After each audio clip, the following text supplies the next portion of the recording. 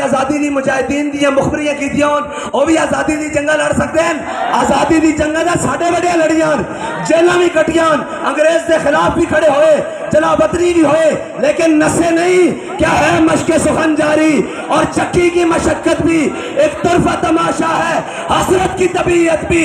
जो चाहो सितम कर लो और भी खुल खेलो, पर हमसे कसम ले लो कि हो जो शिकायत भी। ए दसो 8 महीने कहते तन्हाई, साढ़े कारकुन भी आए, कोई रोंदे या बाहर निकलिया?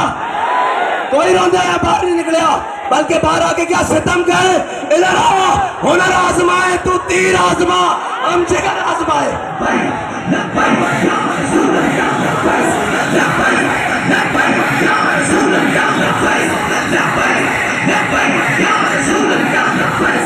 दावा अल्लाह रसूल दी जात है और इतमाद भरोसा अल्लाह रसूल दी जात है, लेकिन इत्थे तक अंबा दे पके हुए बाग भी आए, फालसे दे पके हुए बाग भी आए, रस्ते पेट्रोल पंप भी आए, बड़ी बड़ी कीमती चीज़ें भी आईया।